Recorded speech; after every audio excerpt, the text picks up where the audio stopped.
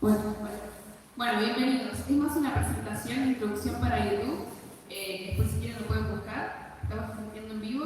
Y bueno, aclarar que es la presentación del libro de Mario Gamba. Yo le voy a presentar. Bueno, muchas gracias por venir. Estamos presentando el libro de Mario Gambacorta para una industrialización con justicia social. He leído una parte considerable del texto, quiero decir que me resultó bastante interesante, y también te quiero confesar que leyéndolo se me ocurrió que acá en el Incasur teníamos que abrir o pensar en un programa en el cual pudiéramos tratar el tema de la industrialización, el tema de los trabajadores en ese proceso, y hemos pensado que el programa, y esta sería la primera actividad de ese programa, la tuya, que se llama Sociedad y Trabajo, en los cuales la cuestión de la industrialización o el proceso de industrialización nos parece muy importante. Otra de las cosas que también motivaron a la creación del programa es el año que viene van a hacerse 50 años del golpe de la dictadura del 24 de marzo del 76. Y me parece que es una fecha bastante importante, que todavía no he visto que hayamos empezado a preparar distintas actividades de repudio, pero también, digamos, de marcar y de señalar, por lo menos en mi juicio, que no hemos logrado modificar aquel proceso que se inició hace 50 años, un proceso de acumulación, de destrucción del aparato productivo, salvo el interregno de Néstor y Cristina, Alberto con lo que pudo hacer, pensando en la pandemia, yo lo rescato un poco, pero eso han sido nada más que 12 años, y agregando lo de Alberto, que puedan haber sido 2 años más, de los 4 que gobernó, pues los otros 2 fueron pandemia. Y me parece que es poco para tratar de recuperar o modificar las relaciones de una estructura social, ¿sí? Por lo menos, y de un proceso de deterioro económico. Me parece que hay un desafío en ese sentido que tenemos que enfrentar de alguna manera. También me parece que otra de las cosas que me suscitó tu libro, o este conjunto de declaraciones,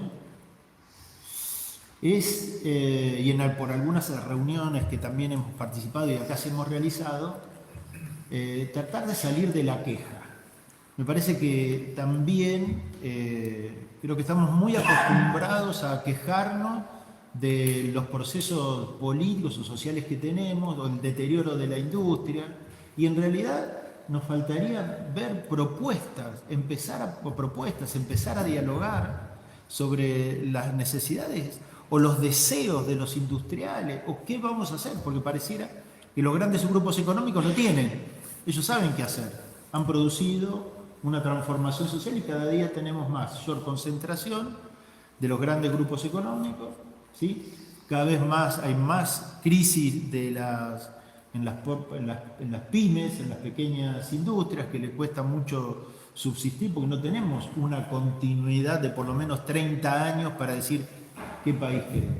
Y otra de las cosas es que tenemos que justamente ver qué país queremos. Digamos, que me parece un poco utópico, pero me parece que hoy, en este proceso de desglobalización que estamos enfrentando, los países tienen en claro qué quieren hacer. A mí no me gustan las políticas que lleva adelante Trump, pero le dijo a los norteamericanos, les dijo a los chinos, le dijo a los venezolanos, nos dijo a nosotros, le dijo a todo el mundo, muchachos, la plata la tienen que traer acá. Entonces, hay una serie de políticas salvajes, digamos, por parte del gobierno norteamericano, pero todos los países europeos están en políticas similares. Entonces, hay un proceso que, cuando esto empezó también, hace 50 años, ¿sí? Porque la globalización fue un proceso también. Bueno, hoy lo están revirtiendo. Y nosotros tenemos un presidente que en realidad cree que tenemos que integrarnos al mundo y no tener nada, y solamente dedicarnos a la extracción de minerales, el petróleo y el campo, y nada más.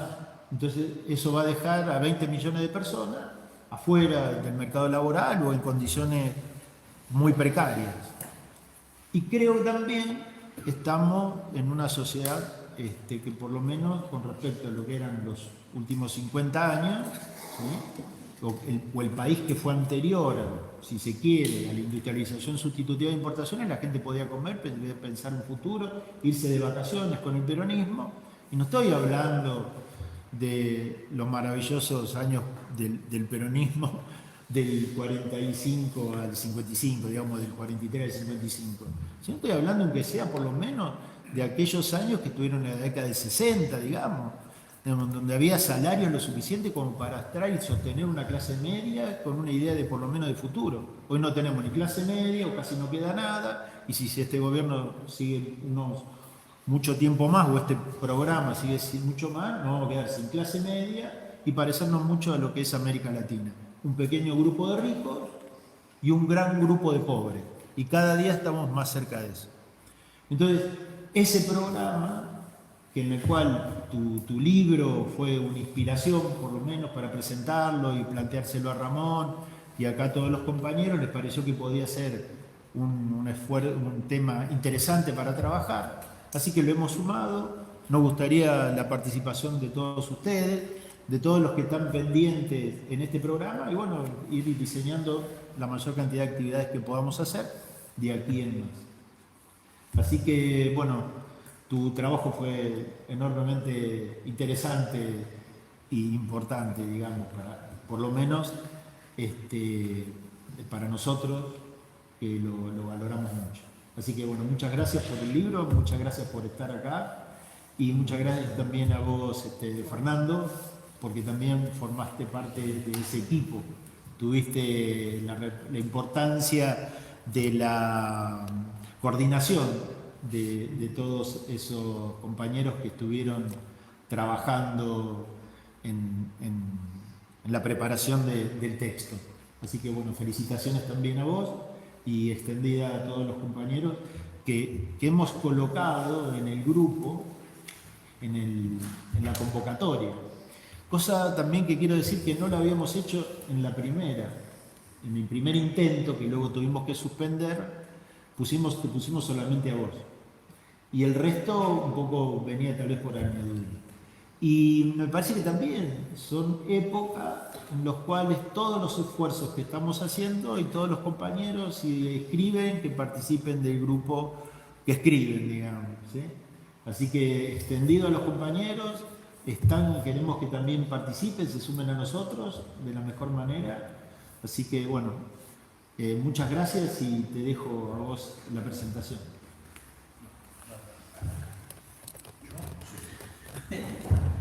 Bueno, buenas tardes, Marlana, también. Bueno, soy novato en esto también, así que vengo de un rubro que no está acostumbrado al sindicalismo y a trabajar en grupo, como lo que es la medicina. Somos muchos raros, soy el sindicato de la Asociación de Actividad Privada, que somos un ejemplo, digamos, de sindicalismo por la cantidad de trabajo que se hizo, pero lamentablemente somos un rubro que es muy egoísta y solamente piensa en sí mismo y no piensa en colectivo, cosa que nosotros queremos revertir. Quiero agradecer a Mario Gambacorta, que me invitó al grupo. Nos conocemos de años, que trabaja en el ministerio, en el sindicato, que confiar en las cosas que podemos hacer. Bueno, los compañeros de UND que están acá presentes, todos, gracias por la invitación. Y nada, bueno, ahí nos juntamos acá para presentar el libro, que como dijeron, que es para una industrialización con justicia social y documentos y declaraciones 2024, que fue una idea que surgió del grupo para poder plasmar todas las declaraciones que fuimos haciendo según circunstancias que venía pasando durante el 2024 por elecciones del 2023, como para introducir. Este es un grupo que se formó por la incertidumbre y la crisis que generó este régimen conservador liberal libertario, lo llamamos nosotros en el grupo, en el gobierno de Javier Milei, que generó una polarización social que se ve cada vez más agudizada. Como mencionaba recién en la introducción, que vamos a un camino de la mercantilización de la nación, lo cual estamos entregando nuestros recursos. Hay una destrucción continua de la industria, de las pymes, que no generan, no van a tener riquezas propias del país y van a generar pérdidas económicas, donde la gran mayoría de la población va a entrar en la pobreza, va a quedar un 10%, como se ve en países de Latinoamérica, que el 10% tiene plata, puede acceder a todo, y el 80%, porque el 90% restante en la pobreza queda marginada a todas las situaciones. Bueno, Mario me había pedido que hablara un poco de quiénes somos nosotros. Somos un grupo que proviene del ámbito del trabajo, abogados, la mayoría. Yo soy bicho raro, como le dije, soy médico, que vengo del ámbito sindical, grupo del ámbito sindical, del académico, que nos juntamos por esta situación, esta crisis que se venía anunciando que iba a pasar con este gobierno conservador que se llamó libertador, libertario, cosa que libertario no tiene nada, que venía supuestamente a eliminar la casta y todas las cosas que se dijeron que era pura mentira, porque el grupo que armó para su trabajo es la misma casta, gente que volvió a estar en el poder,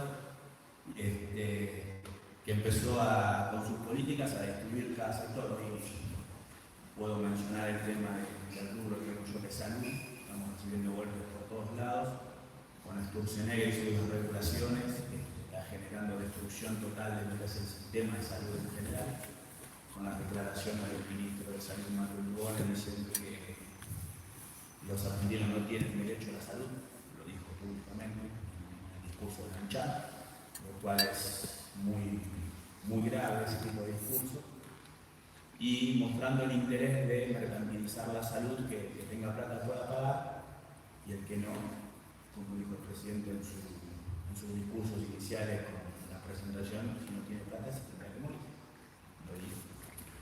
Lamentable es así, la salud se ve así, lo mismo. El otro día estuve hablando de una compañera del INPI, y mucha gente no sabe por qué funciona el INPI. La regulación del INPI es una destrucción general. El INPI se encarga de controlar todo lo que funciona en la Argentina: ascensores, pilas, cualquier cosa, los insumos médicos, todo se encarga el INPI, se encarga de controlar eso. Me enteré, yo no lo sabía, pero toda la regulación de Sturzenegger, que está vigente ahora, el INPI dejó de controlar el tema de las pilas que se usan en la Argentina. Ahora no se sabe cómo funcionan las pilas. Ahora vamos a seguir hablando del tema de salud. Le pongo un marcapaso, no sé cuánto puede durar un marcapaso. Le puede durar 10 minutos, como le puede durar un año. Para que se entienda la gravedad de la situación de lo que genera las regulaciones de Sturzenegger. Ni hablar lo que hizo con vialidad, ni hablar lo que hizo Mario Lugones con el cierre de los programas de prevención de salud. Hoy no hay prevención de salud, tenés enfermedades infecto-contagiosas que no pueden hacer, salvación, las enfermedades de transmisión sexual que no están controladas, no hay estadística, no hay prevención, no hay más preservativos, se aumentó las enfermedades de transmisión sexual, la sífilis, la gonorrea, aumentó la tuberculosis, también por falta de prevención, una crisis, todo por la regulación. En este caso, salud. Bueno, no voy a hablar mucho de salud, pero bueno, el rubro que estoy. Otro de los temas que mencionabas ahí del campo, y eso al principio, que es una cosa que yo siempre hablé en mi familia. Yo soy del campo, soy de Ayacucho, provincia de Buenos Aires, que nunca entendí por qué nunca se industrializó el campo. Lo siempre se metió la materia prima, se vende la media res. Yo digo, ¿por qué no vendemos el chorizo? Argentina. Vos lo industrializás y ganas 5 veces más, 10 veces más por ganar nunca se hizo eso. Y siempre lo pregunté a la gente que se dedica a la producción ganadera y nunca supieron por qué estaban, por qué, pero es muy obvio que el poder económico centrado en 5 grandes industria agropecuaria. Y bueno, no sé cuánto tiempo tenemos por ahí. No, Estamos un libres. rato podemos hablar. Bueno, bien, ya mencionamos de quiénes somos y el objetivo del grupo es tener una alternativa, una propuesta de política para reivindicar nuevamente lo que es la política, que hoy está perdida, reivindicar al Estado, el Estado tiene que estar presente. Es una propuesta de industrialización con justicia social, que es lo que buscamos nosotros. No es un simple proceso económico, sino lo que queremos es generar riquezas propias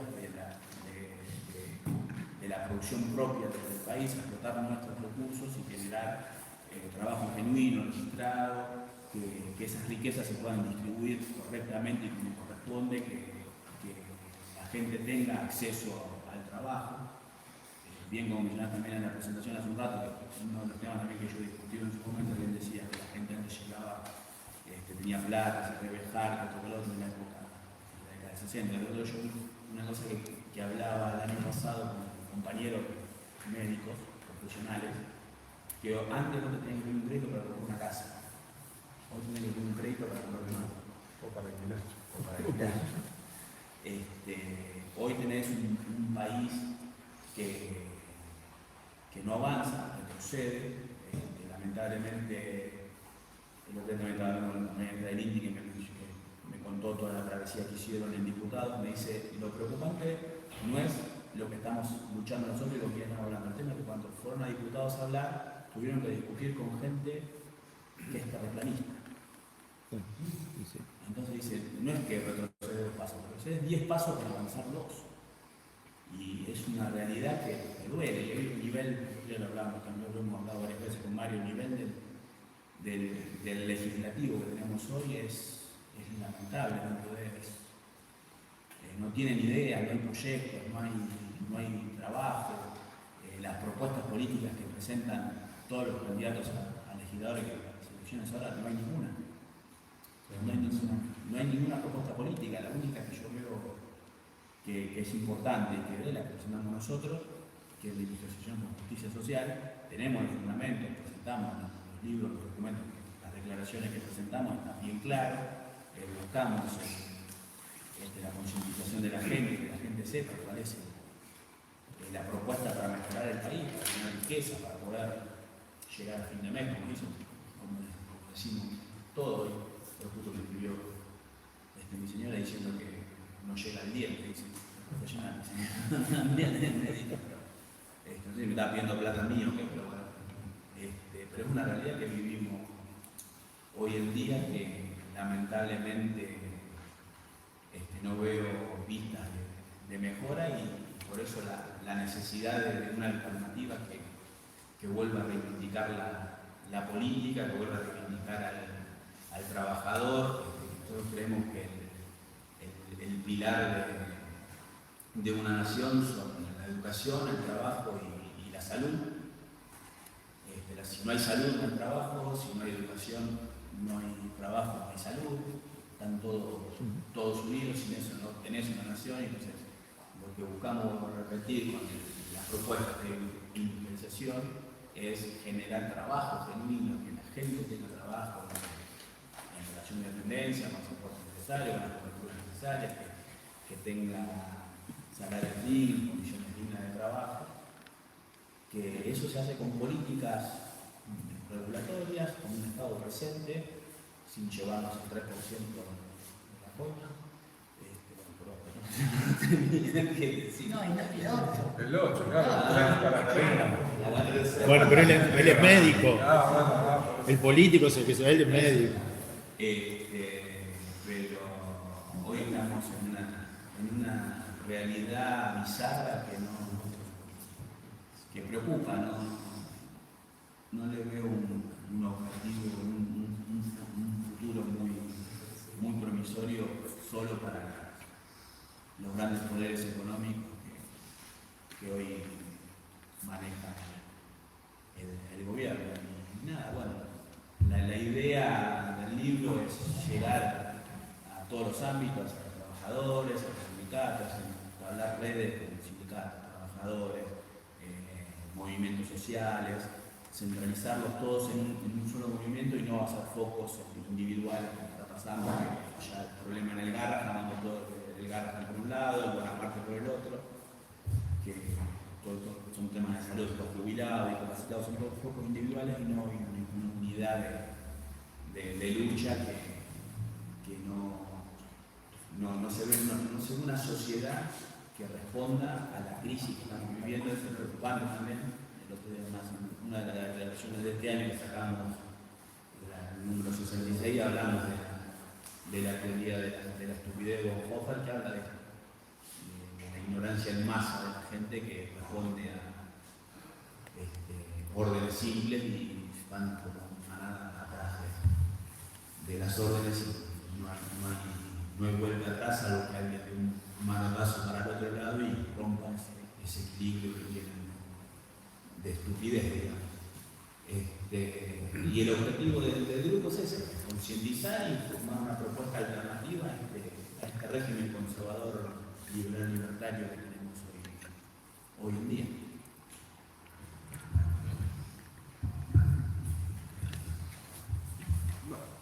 Continúo.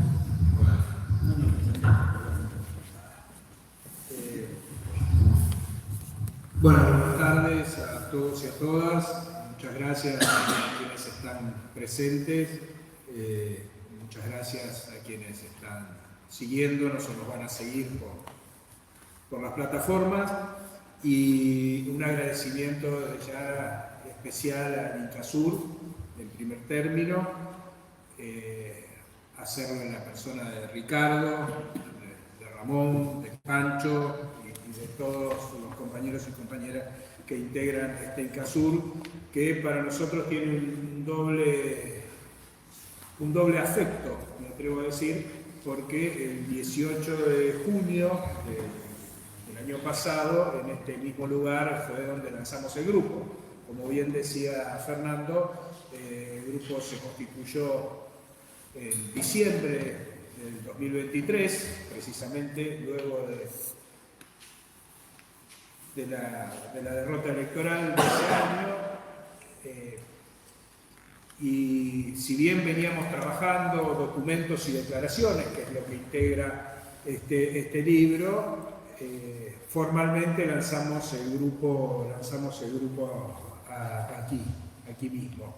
Así que doble gracias al INCASUR por recibirnos con la generosidad que lo caracteriza una vez más aquí. Y otra vez gracias porque, bueno, lo que recién señalaba Ricardo, que este lanzamiento del grupo haya inspirado al INCASUR para comenzar un nuevo programa, también para nosotros es una alegría, bueno, y un honor muy grande. Y hablando de honores, hablando del libro, empezando a hablar del libro, yo tengo el honor de ser el director de esta obra y siempre me gusta señalar que es una obra colectiva. Y recién muy bien se mencionaba que es muy importante rescatar a todos aquellos y aquellas que trabajan en los distintos ámbitos, que luchan, que se comprometen. Y nosotros en el libro hacemos una aclaración. En este libro figuramos algunos. Como decía, yo he tenido el honor de dirigirlo. Fernando ha sido el coordinador. Y ustedes van a ver a varios compañeros en la tapa del libro. Pero hay otros que no están y que también nos marcan los tiempos que corren. Los tiempos que corren en cuanto a que hay compañeros que no pueden estar en la tapa de este libro y han colaborado y han contribuido por el momento histórico que estamos padeciendo y por los riesgos que implica la participación en términos de distintos tipos de persecuciones, entre ellas perder el trabajo, amén de lo que sabemos y vemos a modo de ejemplo todos los miércoles en Plaza Congreso. Y creo que no hace falta que explique más. Eso también, así que va nuestro homenaje a esos compañeros que no pueden estar figurando, aunque han trabajado también y han aportado y mucho. Bueno, recién Fernando hacía una síntesis el surgimiento del grupo, que yo he agregado lo del Incasur.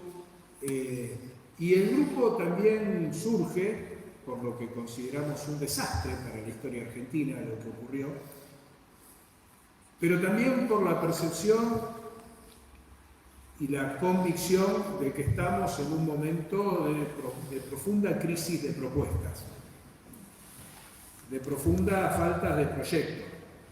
Y la idea de nuestro grupo como aporte es trabajar, proponer, postular un proyecto alternativo. Porque siempre lo señalamos, está muy bien realizar un diagnóstico y hace falta hacer un diagnóstico. Bueno, tengo a Fernando que es médico, así que... pero está muy bien marcar lo que hicimos bien, está muy bien marcar lo que se está haciendo mal, pero no alcanza con eso. Esas son condiciones necesarias, pero no suficientes. Creo que una de las cosas que no estamos terminando de definir es la presentación de un proyecto alternativo. Y ahí es donde nosotros queremos aportar nuestro granito de arena. Porque ese proyecto alternativo requiere un modelo. Nosotros nos gusta hablar, tomando también aquella idea de un modelo argentino para el proyecto nacional, decir nosotros queremos un modelo para un proyecto. Y ahí entra el título de este libro, ¿no? Queremos un modelo de desarrollo industrial. Un modelo de desarrollo industrial. A mí me gusta señalar siempre que yo estoy un poco cansado que me hablen de modelo de desarrollo. Y modelo de desarrollo, se acabó ahí la cosa.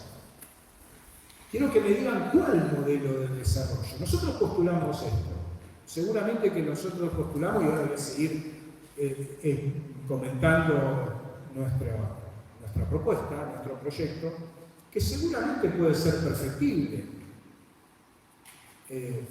pero lo definimos.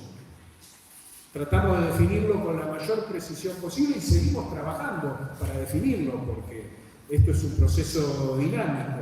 Entonces nosotros queremos un modelo de desarrollo industrial, pero aclaramos específicamente con justicia social. Porque también los modelos de desarrollo industrial pueden ser de distintas formas.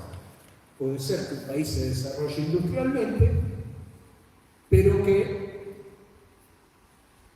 no genere justicia social, no genere distribución, que es parte de la justicia social, y no mejore, en primera o en última instancia, el objetivo central, que es mejorar la calidad de vida de nuestros compatriotas y nuestras compatriotas.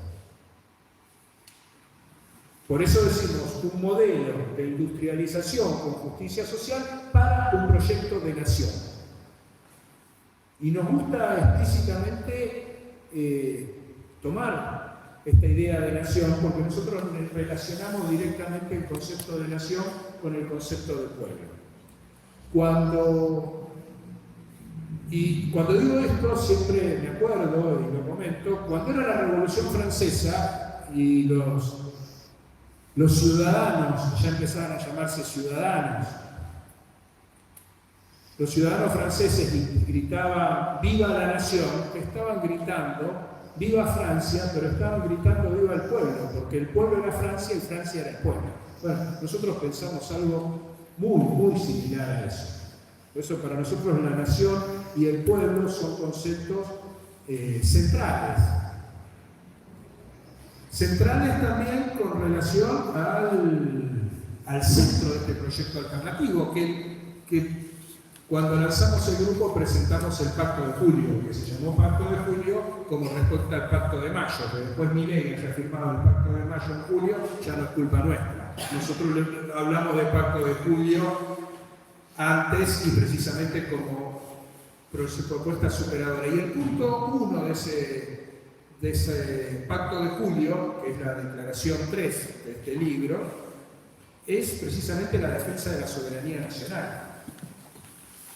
entendida en sentido amplio, y los contenidos, los 14 puntos, van en línea con eso.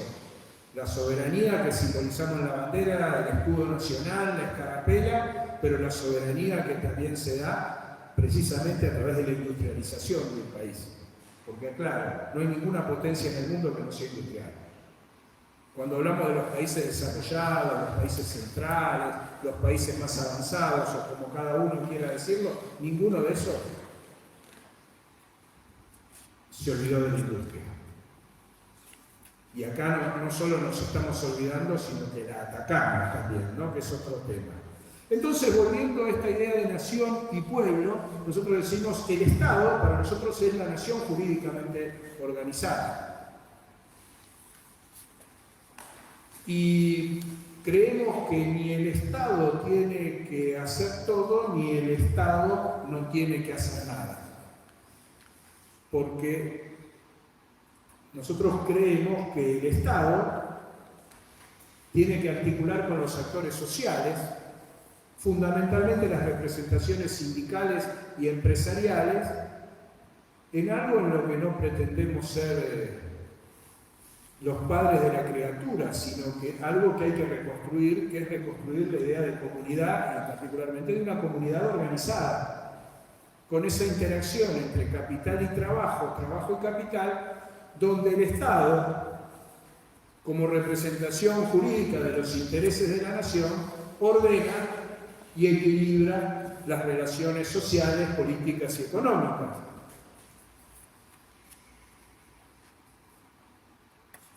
Entonces,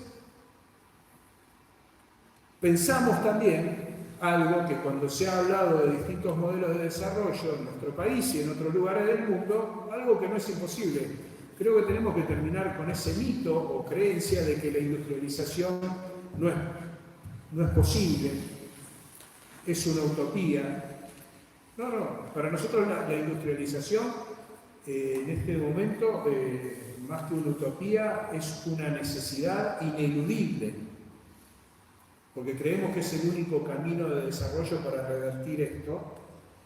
Y el proceso de industrialización, hablábamos un poco con Ricardo antes de comenzar, bueno, el proceso de cuando se dice, bueno, ¿qué industrializamos? ¿Cómo industrializamos? Bueno, precisamente eso se tiene que definir en comunidad. Cuando hablo de comunidad, me acuerdo que me viene a la memoria el Papa Francisco, ¿no? Cuando él mismo decía, donde falta comunidad, muchos de los problemas es porque falta comunidad. Y cuando nosotros hablamos de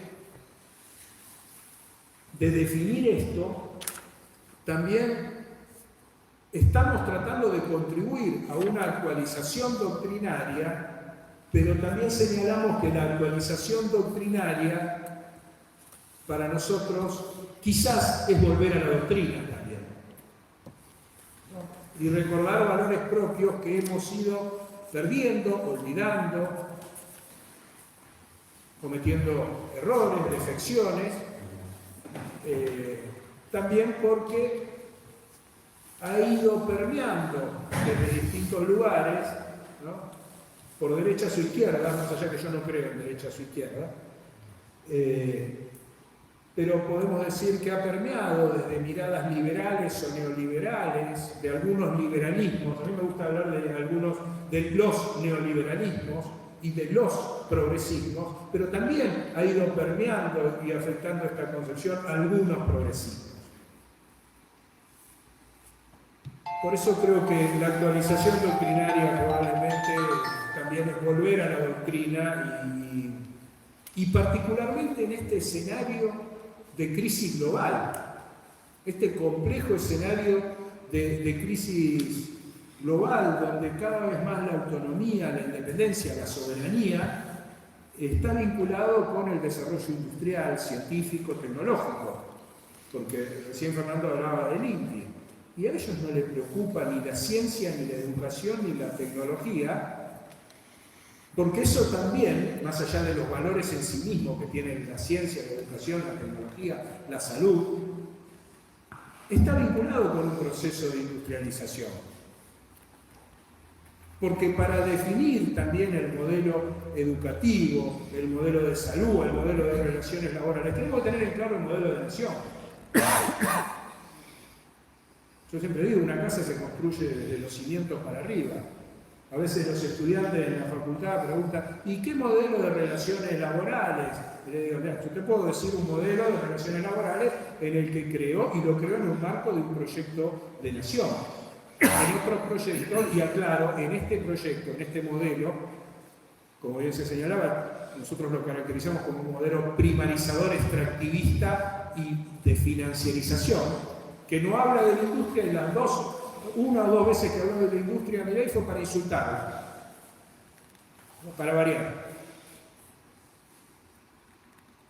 En este modelo de primarización, extractivismo y financiarización que lleva adelante, los derechos sociales no tienen lugar, porque si así, no me voy a extender, pero si hacemos un poco de historia, los derechos sociales, concretamente el derecho del trabajo y la seguridad social, son consecuencias, primero de la revolución industrial, segundo de las luchas sociales que llevaron adelante las organizaciones sindicales de trabajadores, y luego, en algún momento histórico, por distintas razones en distintos países, se llevó adelante el reconocimiento de esos derechos. Y ahí también, otra cuestión que nosotros nos gusta remarcar desde el grupo, la necesidad de tener categorías propias para analizar estos procesos. Porque a menudo, y esto tanto por la influencia de algunos liberalismos, pero también por la influencia de algunos progresismos, analizamos la realidad con categorías eurocéntricas, lo que en el mundo científico se define como categorías eurocéntricas, cuando lo que necesitamos es poder construir categorías propias. Porque si no, vamos a cerrar en el análisis, vamos a cerrar en la propuesta y vamos a cerrar en las construcciones que querramos hacer. El proceso de industrialización es muy distinto en Europa. Gran Bretaña, cuna de la revolución industrial, que lo que va a ser en América Latina. Primero porque en América Latina se va a dar entre 150 y 200 años después de lo que ocurrió en Europa. Primera gran diferencia. Y el proceso es muy distinto. Allá se da ese proceso, pero aquí además los derechos sociales también fueron impulsados, particularmente en Argentina por Perón, no solo para reconocer la dignidad de las y los trabajadores, sino también para ser una herramienta estratégica, como siempre digo, que es el movimiento sindical y particularmente el modelo sindical argentino, la estructura del modelo sindical argentino, para acompañar ese proceso de desarrollo industrial. O sea, hay una construcción que a los europeos les cuesta mucho entender y que no pueden entender tampoco, porque nuestro nacionalismo, el nacionalismo de Perón, el nacionalismo de Getúlio Vargas, el nacionalismo de Lázaro Cárdenas, el nacionalismo de Valle y Ordóñez, solo por nombrar algunos, de Gaitán, de otros, es un nacionalismo dirigido a sostener la soberanía o conseguir la soberanía y consolidar la independencia de nuestros países y nuestros pueblos. En Europa los nacionalismos en general terminan mal, y no me voy a extender más. Y una vez más lo estamos viendo. Y esperemos que no terminen como han terminado otras veces. Entonces es muy difícil de entender. Ahora acá hay en juego desde ya cuestiones geopolíticas también e intereses cruzados. Entonces, para ir redondeando algunas categorías también, nosotros nos gusta hablar de tres centralidades. Obviamente una de esas centralidades es la industrialización, la centralidad de la industria o la industrialización, como ustedes prefieran decirlo, ¿no? Como un aspecto central y claro de qué modelo de desarrollo queremos llevar adelante. Segundo, una centralidad sindical, porque consideramos que la construcción de este proyecto El impulso a este modelo de desarrollo industrial requiere apoyarse en el movimiento obrero organizado, porque es prácticamente lo único que nos queda organizado. Sin desmedro y sin ofender a nada ni a nadie y sin desvalorizar nada, pero desde el movimiento sindical es donde podemos llevar adelante. Nosotros decimos que hablamos desde el movimiento nacional, no nos hemos alineado en ningún sector y no estamos en contra de eso, respetamos eso, pero para poder trabajar y proponer con mayor comodidad, acompañamos ese movimiento nacional y reconocemos y respetamos las distintas vertientes de este movimiento nacional. Pero no nos olvidamos que la columna de ese movimiento es el movimiento obrero organizado. Y creo que eso, por distintas razones, se ha diluido, ha sido dejado de lado, la definición que ustedes prefieran.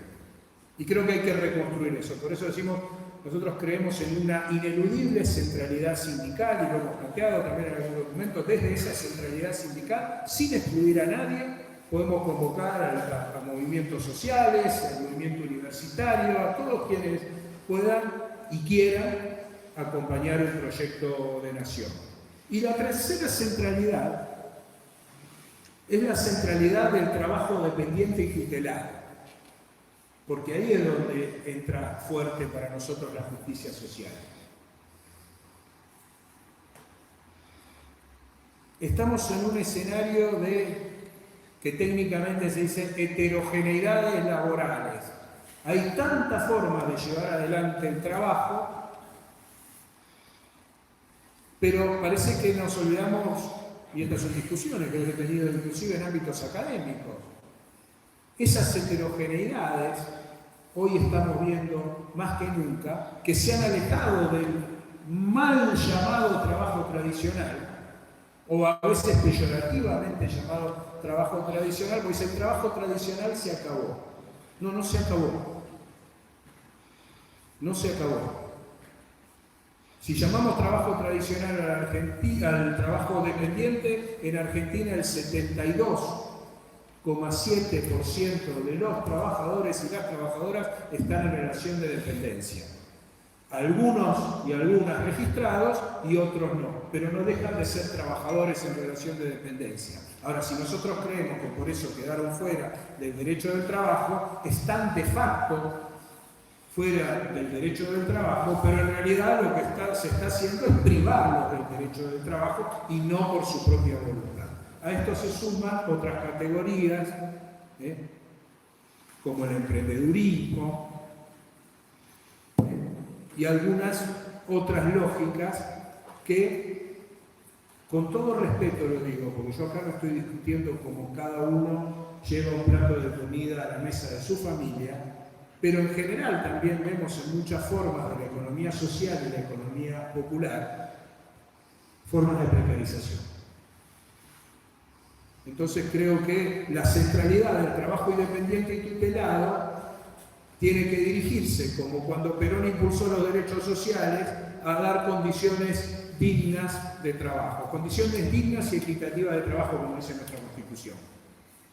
Y además, recuperar la lógica del trabajo dependiente y tutelado es imprescindible para fortalecer a las organizaciones sindicales, porque en este proceso de heterogeneidades laborales, muchas deslaboralizadas, si me permiten la paradoja, estamos vaciando la base de representación de los sindicatos, debilitando su masa crítica, y después le pedimos que resuelvan el problema cuando cada vez los vamos esmerilando más. Y esto lo digo desde concepciones, desde algunas concepciones liberales y desde algunas concepciones progresistas.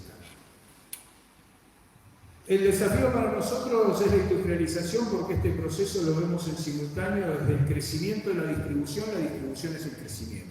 Ni la mirada del neoliberalismo, de que generemos crecimiento y en algún momento vendrá la teoría del derrame, el efecto cascada, todo eso que cuando alguien se apropia de riqueza reparte muy poco, si reparte algo, ni tampoco el hecho de la distribución permanente, porque por eso vamos a generar crecimiento, porque ese proceso también hemos visto que está agotado. Entonces, y para cerrar, otro concepto, tenemos que trabajar por la integración. Ya no alcanza con el concepto de inclusión. La inclusión es, bueno, yo de alguna forma te doy algunas de las cuestiones que tendrías que tener. La integración es verdaderamente te hago parte del todo. Y con esto basta leer las definiciones de la Real Academia. Y además, cuando digo esto, me acuerdo de Jacques Maritain, que yo siempre digo, para mí la mayor influencia en Perón, para mí fue Jacques Maritain. Puede estar equivocado. Pero cuando veo la concepción de ese humanismo integral de Maritain, integral, dice, no inclusivo. Porque creo que con la inclusión nos quedamos cortos en algunas cosas. Y no es que estoy en contra de la inclusión, no. La inclusión puede ser transitoria. Porque la inclusión a veces corre riesgo de transformarse en asistencialismo. Nuestro proyecto, por eso decimos que, y en el prefacio que hablamos de la autodefensa plebeya, que era un texto que yo había trabajado antes de las elecciones, no sé, olía algunas cosas que no me cerraban. Es un proyecto plebeyo. Nos gusta definirlo como un proyecto plebeyo, porque los proyectos plebeyos buscan integrar a todos y a todas. Es un proyecto mestizo. Primero porque si hay un continente mestizo es América Latina, y creo que Ricardo recién lo señalaba, nosotros queremos rescatar lo mejor de América Latina, no lo peor de América Latina. Y ese proyecto mestizo implica reconocer lo bueno y lo malo que tenemos y trabajar en una síntesis superadora de eso. Y para eso tomamos un antecedente, y está Santiago Roberto del Suter presente, que le agradezco su presencia, y lo nombro porque lo que voy a decir está relacionado con el proyecto Umbral, que se trabajó mucho desde ahí también. Y en ese proyecto, cuando mira las distintas etapas, los distintos modelos que se dieron en nuestro país, habla de...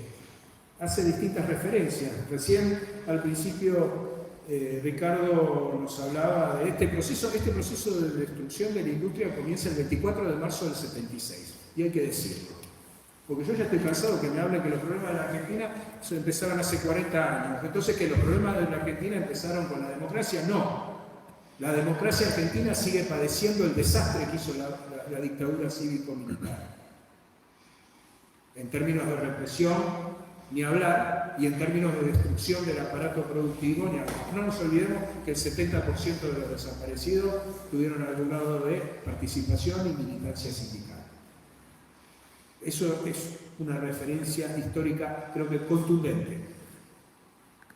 Fue un golpe de Estado contra el pueblo trabajador argentino. De hecho, cuando empezó la dictadura teníamos una distribución de la riqueza del 50-50 y un poquito más del 50%, y cuando termina la dictadura tenemos entre un 27 y un 30%. O sea, los trabajadores participaban en un 50-52% y pasaron a participar de un 27 o 30% en el mejor de los casos de la distribución de la riqueza. ¿Sí? O sea que los sectores concentrados, si antes se llevaban el 50, se terminaron llevando el 70. Y esto hay que dividir también, porque en el camino miles de pymes también cerraron, igual que ahora. ¿No? Esa fue la desindustrialización impuesta, como se ha señalado también en algunos ámbitos. Ahora, en la década del 90 hay una sumisión aceptada, y no es una terminología propia, y hoy en día estamos viendo esa sumisión aceptada en muchos lugares. una desindustrialización con un proceso de sumisión aceptada. Entonces, vaya mi homenaje al Proyecto Umbral y a todos quienes participaron ahí, ¿no? Que ellos ahí muy bien se señalaba, uno de sus inspiradores señalaba, si uno no tiene un proyecto propio, termina aplicando el proyecto de otro. Y creo que por ahí va nuestro desafío. Y si me permiten, voy a tomarme unos últimos minutos, porque también, y agradezco, y siempre agradecemos, bueno, nosotros venimos a presentar un libro, pero este es un proceso dinámico. También recibimos y aprendemos muchas cosas en esa interacción, y en una de las presentaciones, particularmente en una presentación que hicimos en la Pastoral Social de la Arquidiócesis de Buenos Aires del libro, un compañero nos planteaba, bueno, le gustaba la idea, afortunadamente le gustaba, y nos planteó, sería bueno definir 4 ideas fuerza y para seguir avanzando y profundizando esto. Y nosotros tomamos esa idea, trabajamos eso, y nuestras 4 ideas fuerza las lanzamos ayer, precisamente, como dijimos en el documento que sacamos ayer, frente al industricidio que está padeciendo la Argentina, industricidio que ha cerrado más de 16.000 pymes y que ha dejado sin trabajo a 200.000 trabajadores, específicamente en el sector industrial más de 33.000.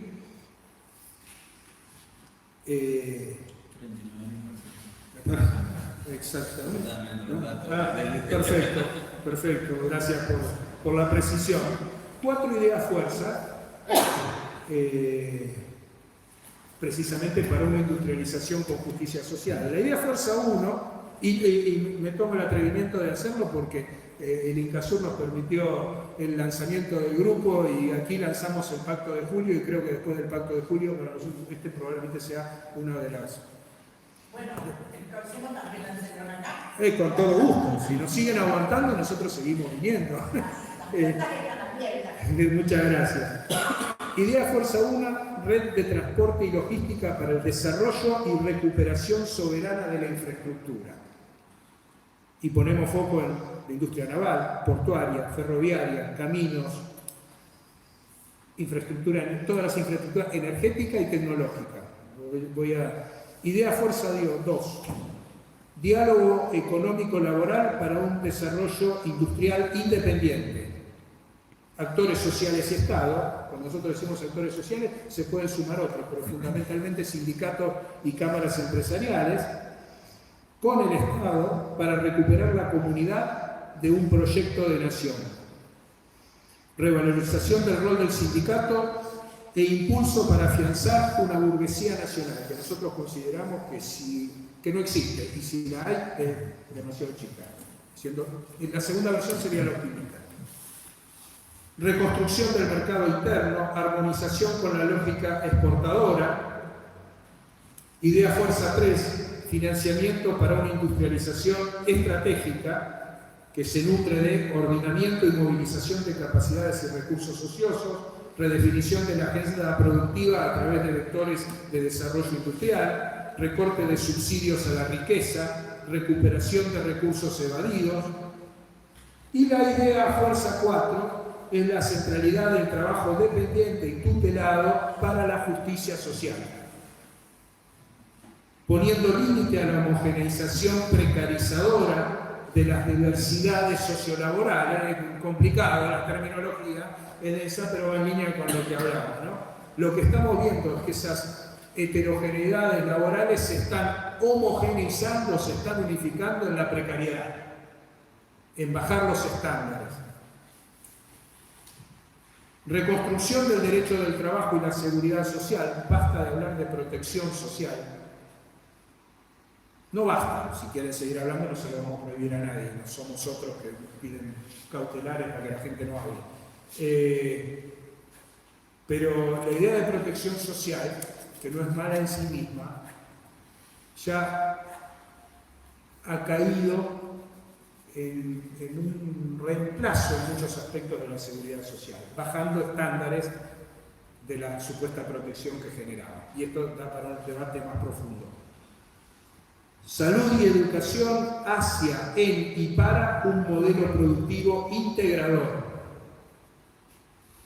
Y precisamente por todo esto, para la asistencia social solo queremos un carácter residual. La asistencia social, que como decía Perón, es para abrazar cuando alguno o alguna, por alguna razón, queda fuera del sistema. Nosotros queremos un sistema con todos porque precisamente estamos convencidos de un proyecto alternativo frente al actual régimen conservador, liberal, libertario, y queremos aportar e impulsar para otro proyecto de país, que sea un proyecto de nación.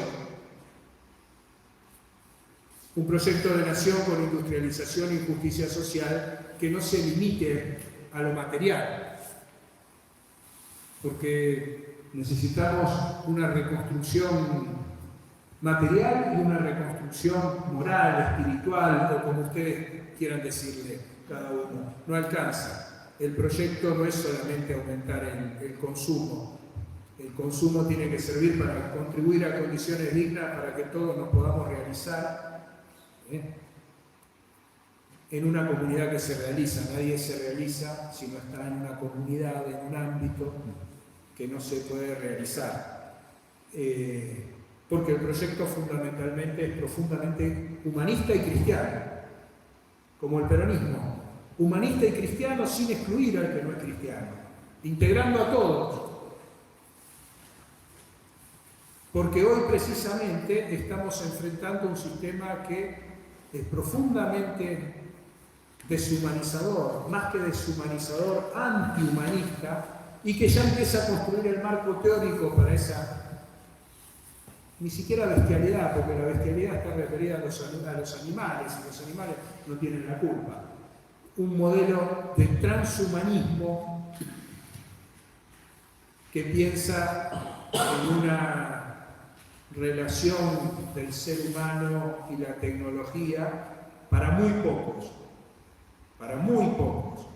que podríamos sintetizar quizás hoy en la idea de ese tecnofeudalismo. No es casualidad que las democracias están siendo atacadas y puestas en crisis como están siendo puestas en crisis, porque este modelo es una vuelta a la Edad Media solamente que con inteligencia artificial. Y la inteligencia artificial no es buena o mala en sí misma. Como decía Francisco, la tecnología, si no sirve al ser humano, ¿para qué sirve? ¿No? No lo cito literal, pero ¿para qué sirve? Bueno, la tecnología la están usando como una herramienta de disciplinamiento social, corriéndonos con el fantasma de la tecnología. Y esta es otra cuestión que nosotros queremos discutir y que agrego y voy finalizando. La tecnología llegó para quedarse, pero también se va a quedar de la forma en que nosotros podamos dejar que se quede. La tecnología está, la tecnología hay que aprovecharla, la tecnología puede ser muy buena para nosotros. No puede ser, como estamos viendo, un elemento para hacernos padecer. Por eso cuando decimos industrialización, también decimos industrialización con justicia social. Incorporamos la tecnología, pero la ponemos al servicio del ser humano. Entonces, agradeciendo nuevamente al INCASUR y a todos y todas quien ha participado, este es nuestro aporte, porque creemos que la soberanía que necesitamos, la independencia que todavía no hemos terminado de construir, porque conceptos como antes era un sistema colonial, después se habló de un sistema neocolonial, y hoy lo que estamos atravesando se define en algunos ámbitos como colonialidad. Hoy estamos avanzando en un sistema de colonialidad. Nos están volviendo a convertir en colonia. Nunca terminamos de quebrarlo, pero hubo momentos que tuvimos la cabeza muy alta porque la soberanía y la independencia eran una realidad tangible. Entonces nosotros queremos soberanía, independencia y justicia social.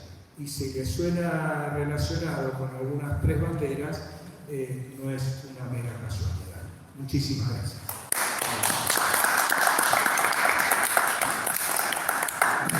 Todos invitados a tomar un cafecito. Vamos. Acá en el salón. Bueno, pero vamos primero digamos, a compartir algunas ideas con los compañeros. ¿Hace falta el micrófono por esto? Como quieras, nada. Igual hay lo que decía el de la industria, aprovechar para decir los datos que decía. La caída de la actividad industrial en Argentina en el 2024 cayó 8,8% y en lo que va del 2025 se aumentó un 3% más. Es un dato del CEPA. Entre noviembre del 2023 y mayo del 2025 se perdieron 39.000 puestos de trabajo registrados en el sector industrial manufacturero y en total el empleos asalariados del sector privado 98.736. Cerraron empresas, 1.482 empresas industriales y 1.669 empresas de la construcción entre noviembre del 2023 y mayo del 2025. Con respecto a las más afectadas, tenemos el sector de la construcción, por el tema del medio obra pública, obviamente se perdieron más de 100.000 puestos de trabajo. Yo lo veo eso cuando tengo que negociar las paritarias con el Franchini en el sanatorio, con el Franchini que negocia paritaria, los médicos perdieron justamente este número, nos perdimos 100.000 afiliados, así que complicado, ¿no? Ya la paritaria.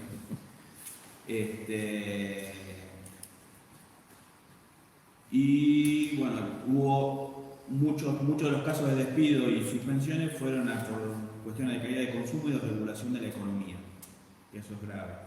La capacidad ociosa de las empresas, el 52,2% de las empresas de industria tiene un 40% de capacidad instalada ociosa y ninguna prevé mejora en los próximos 6 meses. Este dato es de julio, así que venimos a una crisis. Después un dato de color, que ya que estábamos hablando de salud, que es un dato, una primicia que se van a entregar ahora acá, que va a salir en los medios entre hoy y mañana. Un juez declaró la cautelar para que el Ministerio de Salud abra la guardia de alguna parte que la había cerrado por la regulación de salud. Eso bueno. Una aviso. La guardia de alguna parte con los principales centros de atención de delitos. No, ¿cuánto dura la cautelar? Es importante, o sea, es una bala más que le entra a este régimen que está destrozando todo. Hay un dato de color. Yo lo quisiera. Vos, Yo, Santiago. Bueno, él me mencionó como hombre del súter. Yo les cuento un poquito, mi nombre es Santiago Roberto. Yo empecé a trabajar como cadete en el sindicato a mis 19 años. En ese momento el sindicato de trabajadores de oficio, el secretario general de la José Santa María. Y bueno, me fui formando, arranqué mi carrera de Derecho, después fui abogado de gremio, de la obra social, después de la Fundación Octubre.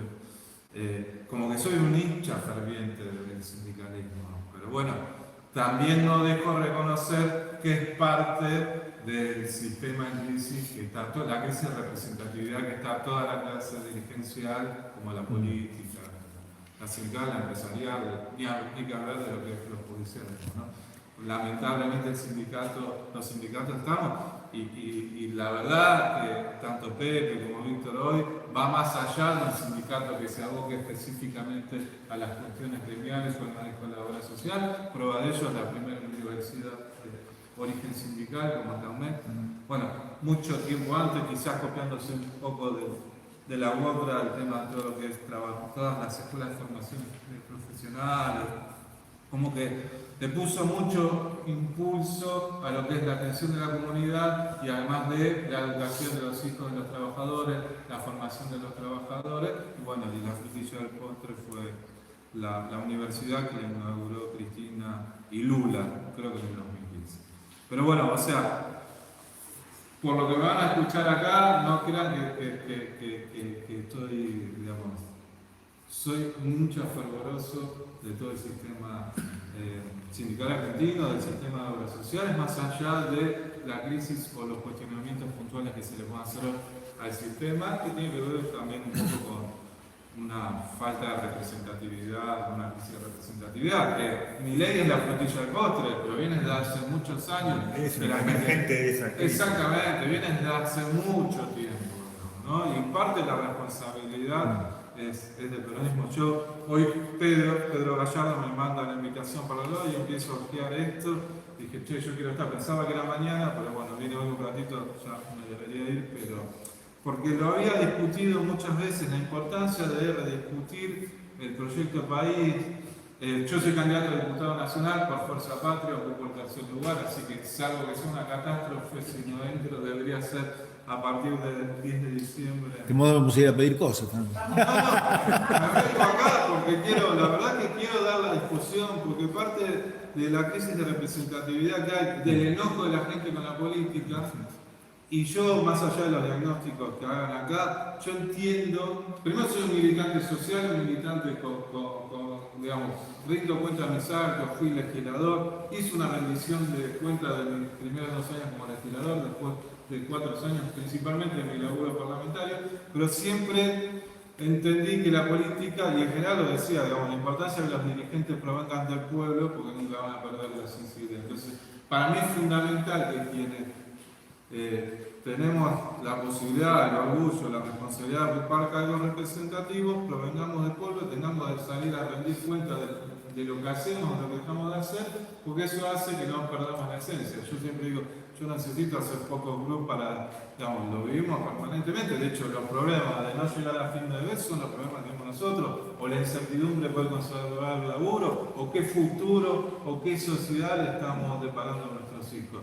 Y nosotros, no sé si somos todos porteños, vivimos en Suiza comparado con lo que es el resto del país. Digamos. Entonces, entiendo yo que el enojo de la gente con la política, la crisis de representatividad, tiene que ver gran parte con la falta de respuesta que tenemos nosotros, que leímos nosotros, ¿no? Y puntualmente nos tenemos que hacer cargo del gobierno de Alberto y de Cristina y entender que a la gente no le dimos respuesta, que la gente primero optó por el gobierno neoliberal de Mauricio Macri, o como quieran definir, les fue mal, como cada vez que se proyectan esos modelos de país en Argentina, 76, Turco Menem, Mauricio Macri y este que va por todo, la gente ya se dio cuenta que eso no le va a dar respuesta y que la está pasando mal, que está viviendo peor que en el gobierno anterior y que no tiene futuro. El problema es que no ve en toda la clase política una respuesta alternativa para hacer frente a eso.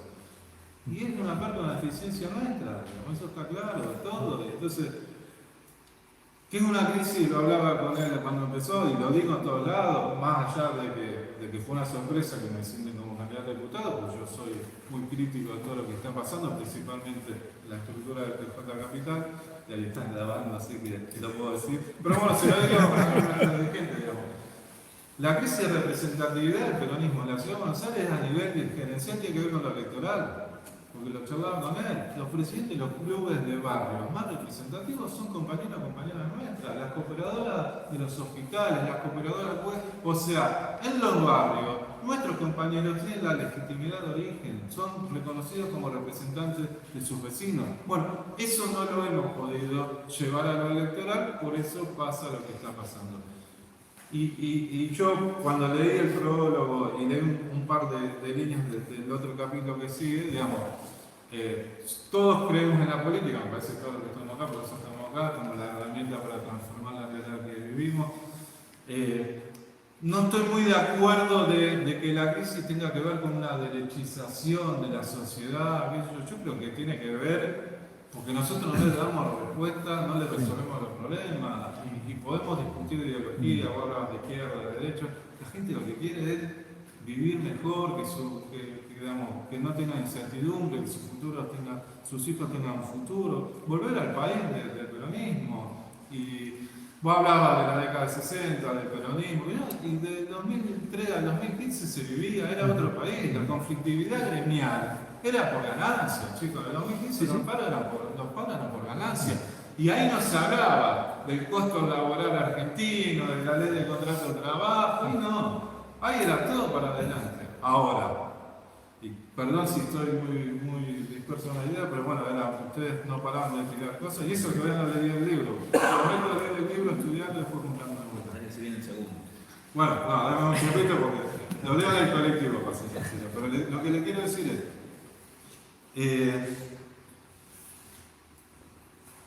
Tenemos que volver a nuestro proyecto de país y como peronismo tenemos que hacer algo porque no puede ser, porque en 2015 yo no tengo duda que gran parte del voto de Mauricio Macri fueron los trabajadores de niveles más altos. No sé, a la cabeza se me vienen las automotrices, digamos. Entonces, ¿cómo puede ser? Los industriales nunca ganan guita como cuando nosotros gobernamos. Vos que hablabas de la burguesía nacional, para mí no existe, digamos. Tienen una mentalidad cipaya, o nosotros no sabemos cómo construir poder, lo mismo con los laburantes, los profesionales, la clase media.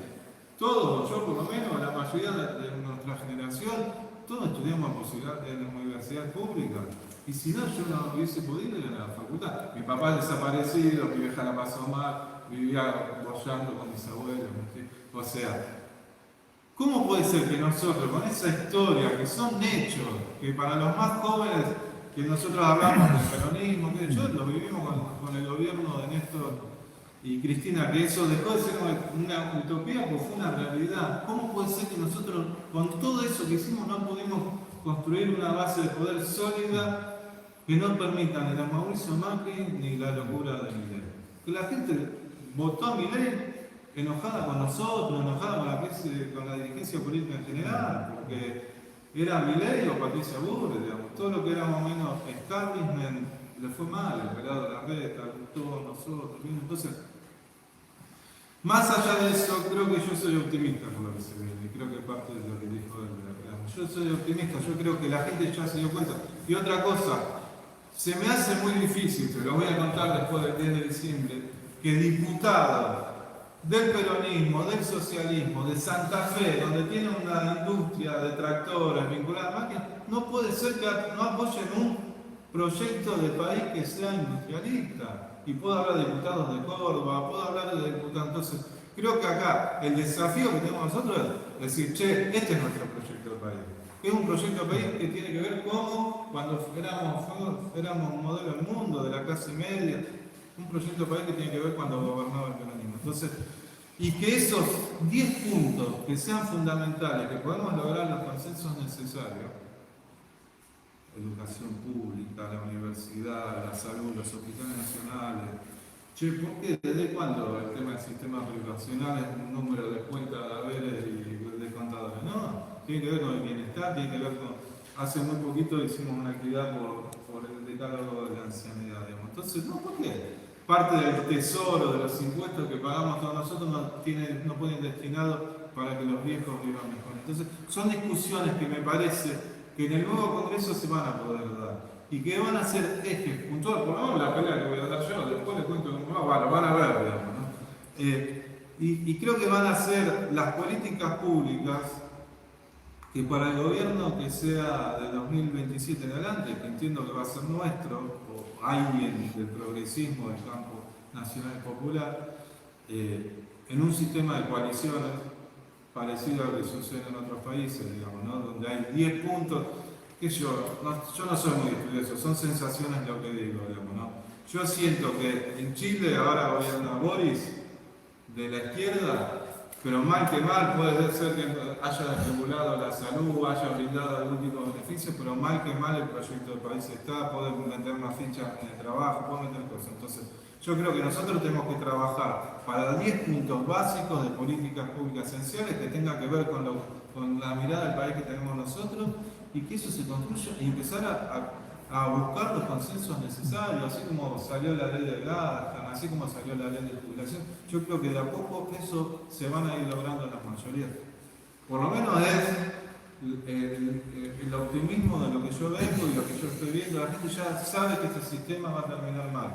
Parte del laburo de nosotros como diputados, como tal, es que cuando explote todo, no seamos siempre lo mismo que salgamos a pagar la joda del Toto Caputo, los 75.000 millones que pidió Macri y todo lo que está haciendo. Perdón, pero vamos a tener que pagarlo, porque ya no tenemos muchas alternativas.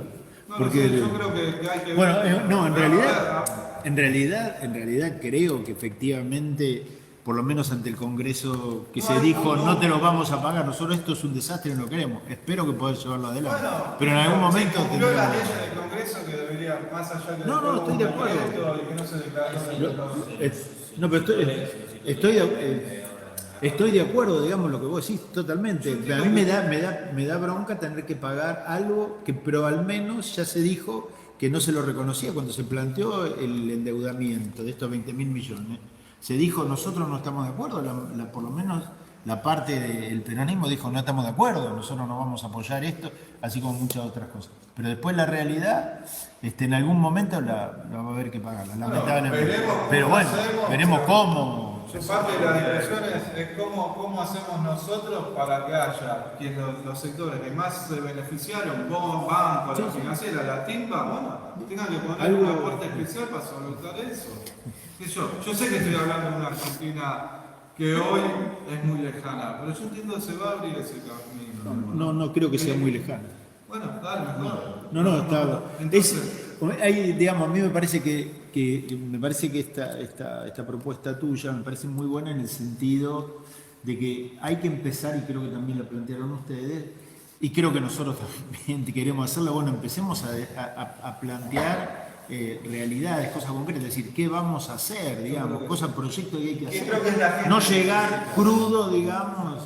Y yo sé que hay muchas ideas, muchas iniciativas en este sentido, así que, bueno, muchas gracias por... Yo la verdad vengo a aprender a escucharlo, voy a estudiar. Te vamos a convocar más. Quiero hacerlo, no, pero es así. Va a ser un gusto. Digamos, a ver, mi lugar de legislador siempre fue así, y las puertas abiertas con los que pensamos igual, los que no pensamos igual. Pero mi sensación es que cuando nosotros vayamos con un proyecto claro de lo que queremos, que tiene que ver con parte de lo que se plantea en este libro, parte de lo que fue cuando gobernó el peronismo, yo creo que vamos a poder empezar a construir algo más sólido y que no se revierta cada 10 años, nosotros vamos para allá, para acá, vamos para allá. Bueno, vamos a dar... perdóname. Una cosita, creo que, bueno, a Santiago ahora, cuando hablamos, me acordé de hechos puntuales, él recorrió todos los clubes de Boedo, lo recorrimos juntos, yo estaba en Abefa. Ahí está, no sé. Una actividad muy emotiva con vos y con Morresi por la situación de desapariciones de tu papá y de los hermanos del primero. Claro, eso es, para los que no saben, a mi papá lo secuestraron en abril del 76, mi papá tiene una imprenta, imprimía la revista Vista Montonera, y lo secuestraron creo que el 16 de abril. Iba con un chico muy joven, eso es lo que sabíamos nosotros, en Perito Moreno, y creo que era Avenida San Juan ahí. Y lo mataron a la tarde. En el 89 uno de los primeros cuerpos que pudo recuperar el equipo de antropología forense es el de mi papá y el de, que nosotros ahí nos enteramos, Norberto Morresi. El hermano del jugador. Pero la historia es que yo asumí en el 2019, no sé cuánto, 30 años después, Julio, Morresi compartió el bloque peronista conmigo, o sea, 30 años después, no sé cuánto después, dos familiares directos que los habían matado la dictadura se encontraron en el Parlamento. Esa es la historia como que es una reivindicación no solo de nuestra familia, sino de todo. De coherencia, digamos. Bueno. Finalmente, qué increíble, porque finalmente, digamos, ¿cómo es esa matriz, ¿no? De familia? ¿Cómo es? Impresionante, ¿no? Es decir, una suerte de continuidad. Sí, quería... Sí, no, algo cortito, que ya estamos más o menos en el horario. Está el café de... Pero... Fundamental. No, bueno, agradecer la presencia siempre, de Mario, es un gusto escucharlo siempre. También a Santiago, que vino. El resto de los compañeros, a vos, Ricardo, por la iniciativa de alguna manera para hacerlo acá. Pero yo lo que quería decir, una sola cosa, es una pregunta para Mario, porque creo que fue algo que quedó inconcluso de una charla que hubo hace un tiempo, que también estuvimos acá, que tiene que ver con resaltar por ahí, para que quede grabado, la diferencia, porque hay un tamiz político importante ahí, entre lo que es proponer la industrialización versus la producción. Digo, que en el tema, en general, que tiene que ver con estas cuestiones, hay una diferencia importante y a mí me gustaría poder escucharte reflexionar sobre eso, por lo menos 2 o 3 minutos, lo que podamos, lo que nos quede. Bueno. ¿Por qué industrialización y por qué no producción? Si se escucha con este. A ver. Si no. A ver, para hacerlo lo más sintético posible, la industrialización es una forma de producción, pero no todas las formas de producción son industriales. Producir es producir algo, generar algo, desarrollar algo, esto es como los modelos de desarrollo, a veces es mucho más difuso. Cuando en América Latina en general, y sobre todo a partir de la década del 20, 30 y 40, depende del país, sobre todo, algunos un poco más tarde, se impulsan los procesos de industrialización, porque durante la Primera Guerra Mundial, sobre todo en los sectores de producción para la defensa, empiezan, como se estaba peleando la Primera Guerra Mundial, fundamentalmente en Europa, y muchos de los productos industriales que nosotros recibíamos venían de ahí, se cortó. Y se dieron cuenta que no solo había cuestiones, bienes suntuarios, superfluos, que podía uno prescindir de ellos, sino que había cuestiones que afectaban directamente cuestiones estratégicas. Esto se ve en distintos lugares y se ve en los distintos países de Sudamérica, para hablar de lo más cercano. A partir de ahí no es casualidad que se empieza a prestar atención al petróleo, que se empieza a prestar atención a la siderurgia, que muchos estados avanzan sobre cuestiones estratégicas como lo siguen haciendo hoy. Porque parece que cuando uno habla de esto está hablando de un pasado remoto, y ustedes lo pueden ver que en Estados Unidos determinada venta a una empresa china, si se considera que es algo estratégico, se corta, se frena, se suspende y no se hace. Y esto es información pública. Entonces, la industrialización, no todos los procesos productivos tienen la capacidad de generar los puestos de trabajo que genera la industria. Estoy tratando de sintetizar. Por eso, en Argentina, y particularmente con Perón, se hace un ensamble estratégico, porque el impulso a los derechos sociales, el impulso a los sindicatos como actor social y como actor político, que es lo que nosotros queremos y que hace falta reconstruir y refortalecer, como hablábamos recién. Más allá de todas las luces y sombras que podamos ver,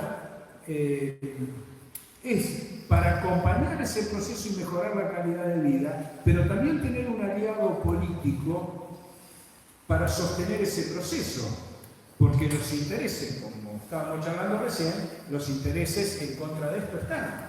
Porque además si vos te industrializás y producís ciertas cosas, que podés producir otras sin estar industrializado, te podés constituir en competencia de grandes centros de poder. Por eso muchas empresas son tan restrictivas en términos de transferencia de tecnología. Porque si vos transferís tecnología y, bueno, hay un ejemplo muy grande del otro lado del mundo, que se llama China. Hubo determinadas situaciones, hubo cierta transferencia de tecnología y hubo un país que definió un rumbo con las virtudes y defectos de acuerdo a quién lo mire y cómo lo mire, que la transformaron hoy en la principal potencia comercial, porque China hoy es la principal potencia comercial porque se industrializó, porque el gran problema chino era no poder industrializarse. Ya había fracasado, había tenido el gran salto adelante, la revolución cultural y no había podido resolver una serie de cuestiones.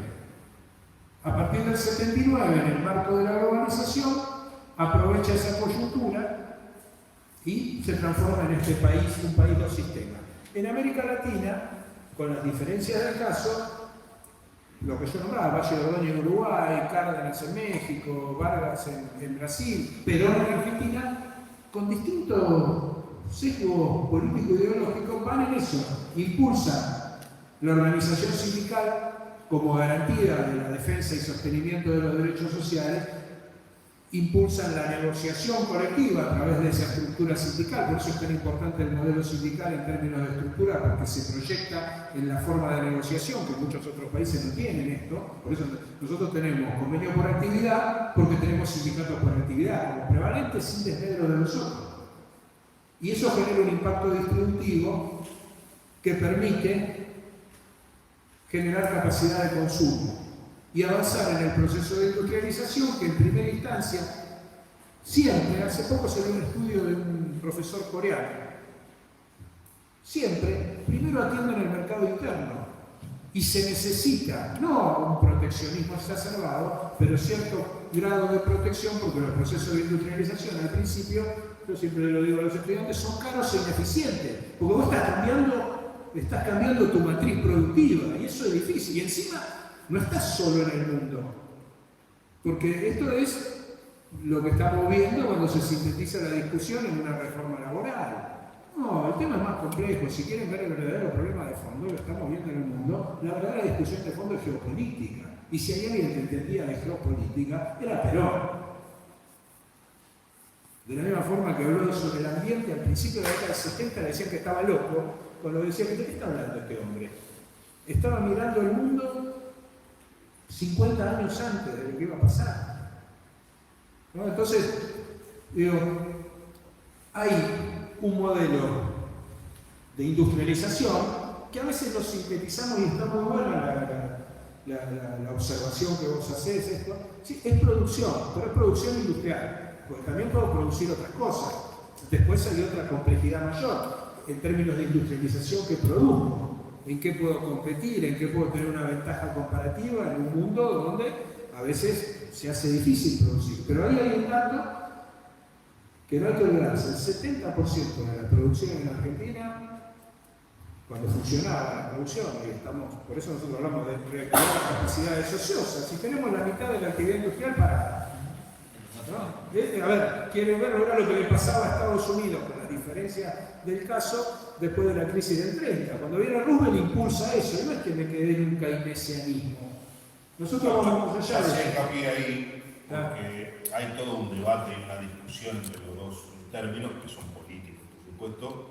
Y yo lo que entiendo es que en función de donde uno se posiciona, va detrás el modelo de desarrollo y de crecimiento que se puso para tu país. Pero bueno, es una discusión que no está saldada, porque obviamente hay muchos compañeros que trabajan sobre la idea de producción. Hay otros que empezaron a acuñar o a impulsar o a reimpulsar el término de industrialización por encima de producción, y es algo que está ahí.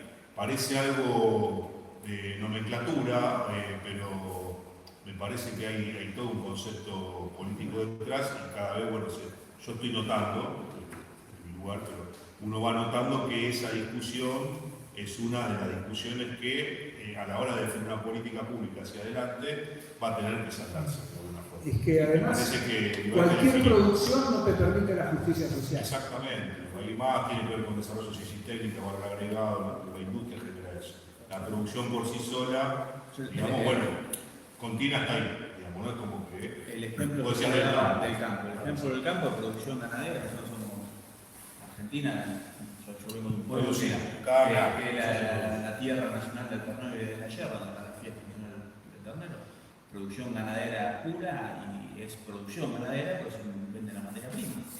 Nosotros le vendíamos la media rea a Japón de feedlot para que Japón te venda después el Kobe, que es un bife con grasa en el medio, a $500. En vez de hacerlo nosotros acá, y vender, como yo decía, llevar el ejemplo del bife chorizo argentino, vender la media res a un precio. Hoy el kilo vivo de carne sale 2 mangos. La diferencia que hay de lo que sale el kilo vivo de carne en pie de mano a lo que sale en una carnicería es abismal. Si vos solo industrializás y vendés el bife chorizo argentino, o sea, exportar el bife chorizo argentino, lo vas a vender 10 veces más lo que vale el kilo vivo que vendés al Sí, yo quería poner el foco para asentar esta idea, nada más, pero bueno. Y además hay una ley en economía, que esto no es absoluto porque depende de otra variable, que el salario industrial tiende a subir. Obviamente, ahí es donde necesitas al sindicato negociando, necesitas las correlaciones de fuerza, pero en esas correlaciones de fuerza, inclusive, bueno, el proceso histórico que los empleadores en determinado momento se dieron cuenta que les convenía más y era mejor negocio distribuir un poquito más que entrar en esa conflictividad.